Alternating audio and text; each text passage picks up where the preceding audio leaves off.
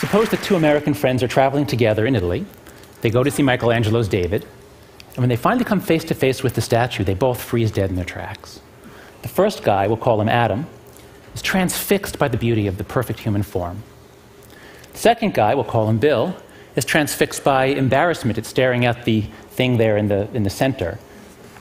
So here's my question for you. Which one of these two guys was more likely to have voted for George Bush, which for Al Gore? I don't need to show of hands because we all have the same political stereotypes. We all know that it's Bill. And in this case, the stereotype corresponds to a reality. It really is a fact that liberals are much higher than conservatives on a major personality trait called openness to experience.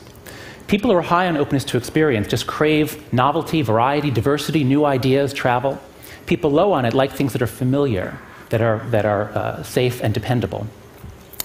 If you know about this trait, you can understand a lot of puzzles about human behavior. You can understand why artists are so different from accountants. You can actually predict what kinds of books they like to read, what kinds of places they like to travel to, and what kinds of food they like to eat. Once you understand this trait, you can understand why anybody would eat at Applebee's, but not anybody that you know.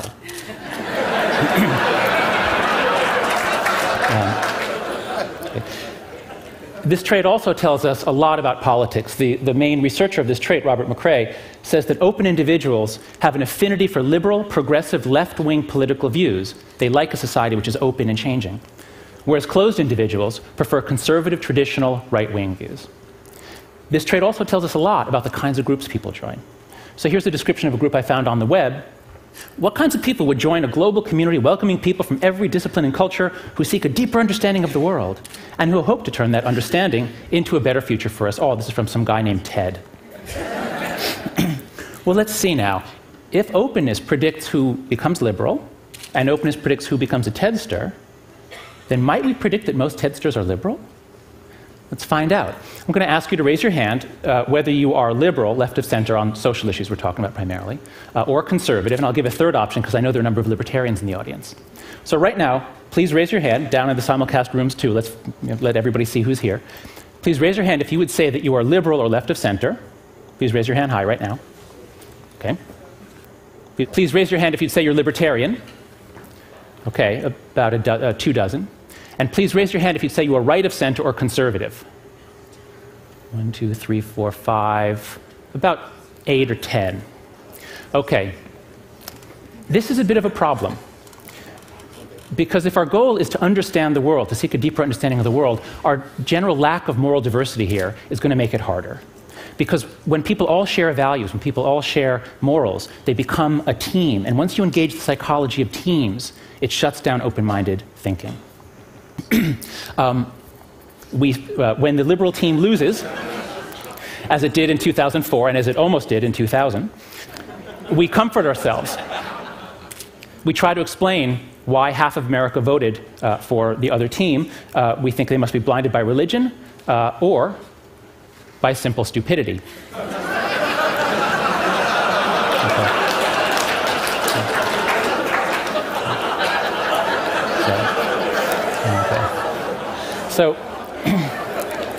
So if you think that half of America votes Republican because they are blinded in this way, then my message to you is that you're trapped in a moral matrix, in a particular moral matrix. And by the matrix, I mean literally the matrix like the movie The Matrix. But I'm here today to give you a choice. You can either take the blue pill and stick to your comforting delusions, or you can take the red pill, learn some moral psychology, and step outside the moral matrix. Now, because I know... Okay, I assume that answers my question. I was going to ask you which one you pick, but no need. You're all high in openness to experience, and besides, it looks like it might even taste good, and you're all epicures. So anyway, let's go with the red pill. Let's study some moral psychology and see where it takes us. Let's start at the beginning. What is morality, and where does it come from? The worst idea in all of psychology is the idea that the mind is a blank slate at birth. Developmental psychology has shown that kids come into the world already knowing so much about the physical and social worlds, and programmed to make it really easy for them to learn certain things and hard to learn others. The best definition of innateness I've ever seen, this just clarifies so many things for me, is from the brain scientist Gary Marcus. He says, the initial organization of the brain does not depend that much on experience. Nature provides a first draft, which experience then revises. Built in doesn't mean unmalleable, it means organized in advance of experience. Okay, so what's on the first draft of the moral mind? To find out, my colleague Craig Joseph and I read through the literature on anthropology, on cultural variation and morality, and also on evolutionary psychology, looking for matches. What are the sorts of things that people talk about across disciplines, that you find across cultures, and even across species? We found five best matches, which we call the five foundations of morality. The first one is harm care. We're all mammals here. We all have a lot of neural and hormonal programming that makes us really bond with others, care for others, feel compassion for others, especially the weak and vulnerable, gives us very strong feelings about those who cause harm. This moral foundation underlies about 70% of the moral statements I've heard here at TED. The second foundation is fairness, reciprocity. There's actually ambiguous evidence as to whether you find reciprocity in other animals, but the evidence for people could not be clearer. This Norman Rockwell painting is called The Golden Rule, and we heard about this from Karen Armstrong, of course, as the foundation of so many religions.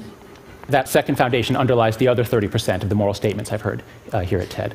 Third foundation is in-group loyalty. You do find groups in the animal kingdom, you do find cooperative groups, but these groups are always either very small or they're all siblings. It's only among humans that you find very large groups of people who are able to cooperate, join together into groups, but in this case, groups that are united to fight other groups. This probably comes from our long history of tribal living, of tribal psychology. And this tribal psychology is so deeply pleasurable that even when we don't have tribes, we go ahead and make them because it's fun. Okay. Sports is to war as pornography is to sex. We get to exercise some ancient drives. The fourth foundation is authority respect. Here you see submissive gestures from two members of very closely related species. But authority in humans is not so closely based on power and brutality as it is in other primates. It's based on more voluntary deference and even elements of love at times. The fifth foundation is purity, sanctity. This painting is called The Allegory of Chastity. But purity is not just about suppressing female sexuality. It's about any kind of ideology, any kind of idea that tells you that you can attain virtue by controlling what you do with your body, by controlling what you put into your body. And while the political right may moralize sex much more, the political left is really doing a lot of it with food. Food is becoming extremely moralized nowadays. And a lot of it is ideas about purity, about what you're willing to touch or put into your body. I believe these are the five best candidates for what's written on the first draft of the moral mind. I think this is what we come with, at least a preparedness to learn all of these things. But as my son Max grows up in a liberal college town, how is this first draft going to get revised?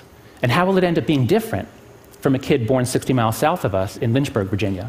To think about cultural variation, let's try a different metaphor. If there really are five systems at work in the mind, five sources of intuitions and emotions, then we can think of the moral mind as being like one of those audio equalizers that has 5 channels where you can set it to a different setting on every channel. And my colleagues Brian Nozick and Jesse Graham and I made a questionnaire, which we put up on the web at www.yourmorals.org. And so far, 30,000 people have taken this questionnaire, and you can too. Here are the results. Here are the results from about 23,000 American citizens. On the left, I've plotted the scores for liberals. On the right, those for conservatives. In the middle, the moderates. The blue line shows you people's responses on the average of all the harm questions. So as you see, people care about harm and care issues. They give high endorsement of these sorts of statements all across the board. But as you also see, liberals care about it a little more than conservatives. The line slopes down. Same story for fairness. But look at the other 3 lines. For liberals, the scores are very low. Liberals are basically saying, no, this is not morality. In-group authority, this stuff has nothing to do with morality, I reject it. But as people get more conservative, the values rise. We could say that liberals have a kind of a 2-channel or 2-foundation morality. Conservatives have more of a 5-foundation or 5-channel morality. We find this in every country we look at. Here's the data for 1,100 Canadians. I'll just flip through a few other slides. The UK, Australia, New Zealand, Western Europe, Eastern Europe, Latin America, the Middle East, the East Asia, and South Asia. Notice also that on all of these graphs, the slope is steeper on in-group authority purity, which shows that within any country, the disagreement isn't over harm and fairness. Everybody, I mean, we debate over what's fair, but everybody agrees that harm and fairness matter. Moral arguments within cultures are especially about issues of in-group authority purity. This effect is so robust that we find it no matter how we ask the question. In one recent study, we asked people to suppose you're about to get a dog, you picked a particular breed, you learned some new information about the breed. Suppose you learn that this particular breed is independent-minded and relates to its owner as a friend and an equal. Well, if you're a liberal, you say, hey, that's great, because liberals like to say, fetch, please.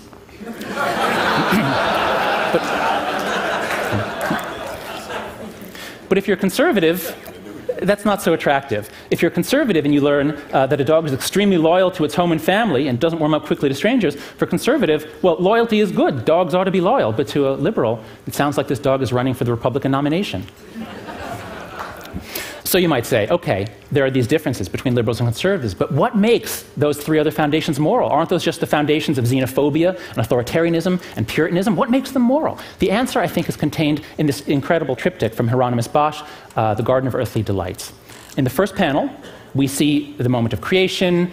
All is ordered, all is beautiful, all the people and animals are doing what they're supposed to be doing, where they're supposed to be. But then, given the way of the world, things change. We get every person doing whatever he wants with every aperture of every other person and every other animal.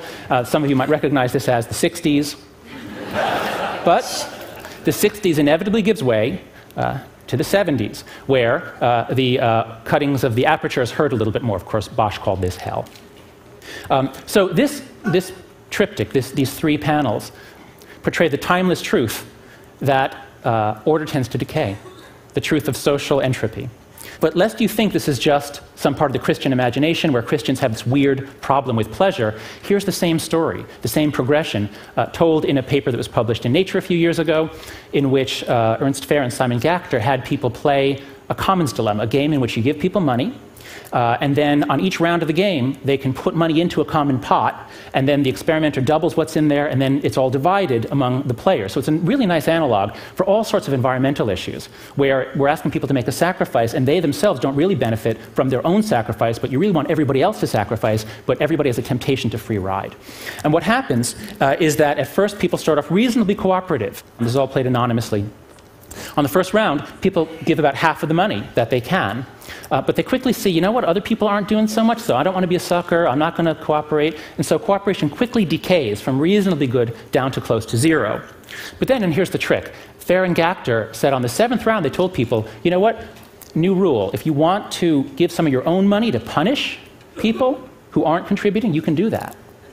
And as soon as people heard about the punishment issue going on, cooperation shoots up. It shoots up and it keeps going up. There's a lot of research showing that to solve cooperative problems, it really helps. It's not enough to just appeal to people's good motives. It really helps to have some sort of punishment, even if it's just shame or embarrassment or gossip. You need some sort of punishment to bring people, when they're in large groups, to cooperate. There's even some recent research suggesting that religion, priming God, making people think about God, often in some situations leads to more cooperative, more pro-social behavior. Some people think that religion is an adaptation evolved both by cultural and biological evolution to make groups to cohere, in part for the purpose of trusting each other and then being more effective at competing with other groups. I think that's probably right, although this is a controversial issue. But I'm particularly interested in religion, in the origin of religion, and in what it does to us and for us, because I think that the greatest wonder in the world is not the Grand Canyon. The Grand Canyon is really simple. It's just a lot of rock and then a lot of water and wind and a lot of time, and you get the Grand Canyon. It's not that complicated. This is what's really complicated, that there were people living in places like the Grand Canyon, cooperating with each other, or on the savannas of Africa, or on the frozen shores of Alaska. And then some of these villages grew into the mighty cities of Babylon and Rome and Tenochtitlan. How did this happen? This is an absolute miracle, much harder to explain than the Grand Canyon. The answer, I think, is that they used every tool in the toolbox.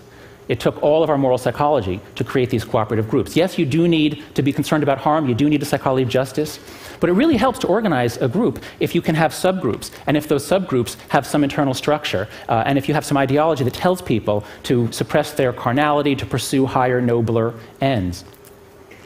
And now we get to the crux of the disagreement between liberals and conservatives. Because liberals reject three of these foundations. They say, no, let's celebrate diversity, not common in group membership. They say, let's question authority, and they say, keep your laws off my body. Liberals have very noble motives for doing this. Traditional authority, traditional morality can be quite repressive and restrictive to those at the bottom, to women, to people who don't fit in. So liberals speak for the weak and oppressed. They want change and justice, even at the risk of chaos. As this guy's shirt says, stop bitching, start a revolution. If you're high on openness to experience, revolution is good, it's change, it's fun.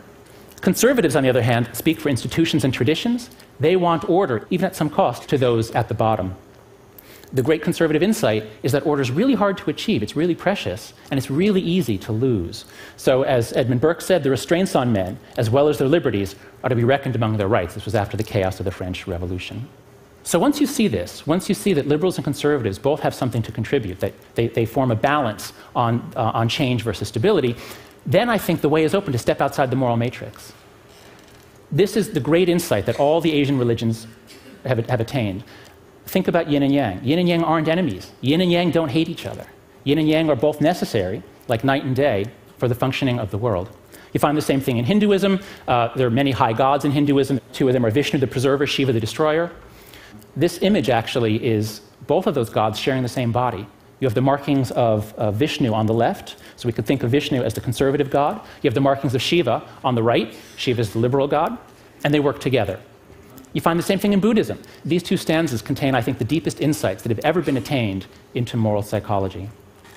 From the Zen master Sen-san. If you want the truth to stand clear before you, never be for or against. The struggle between for and against is the mind's worst disease.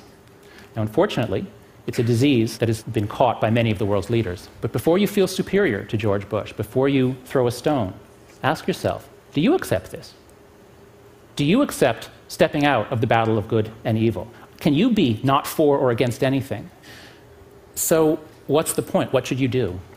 Well, if you take the greatest insights from ancient Asian philosophies and religions and you combine them with the latest research on moral psychology, I think you come to these conclusions, that our righteous minds were designed by evolution to unite us into teams, to divide us against other teams, and then to blind us to the truth. So, what should you do? Am I telling you to not strive? Am I telling you to embrace Sen-san and stop with this struggle of for and against? No, absolutely not. I'm not saying that. This is an amazing group of people who are doing so much, using so much of their talent, their brilliance, their energy, their money to make the world a better place, to fight wrongs, to solve problems. But as we learned from Samantha Power in her story about Sergio Vieira de Mello, you can't just go charging in saying you're wrong and I'm right. Because as we just heard, everybody thinks they are right. A lot of the problems we have to solve are problems that require us to change other people. And if you want to change other people, a much better way to do it is to first understand who we are, understand our moral psychology, understand that we all think we're right, and then step out, even if it's just for a moment, step out, check in with Sen-san. Step out of the moral matrix, just try to see it as a struggle playing out in which everybody does think they're right, and everybody at least has some reasons. Even if you disagree with them, everybody has some reasons for what they're doing. Step out, and if you do that, that's the essential move to cultivate moral humility, to get yourself out of this self-righteousness, which is the normal human condition. Think about the Dalai Lama. Think about the enormous moral authority of the Dalai Lama, and it comes from his moral humility. So I think the point of my talk, and I think the point of TED, is that this is a group that is passionately engaged in the pursuit of changing the world for the better. People here are passionately engaged in trying to make the world a better place. But there is also a passionate commitment to the truth. And so I think that the answer is to use that passionate commitment to the truth to try to turn it into a better future for us all. Thank you.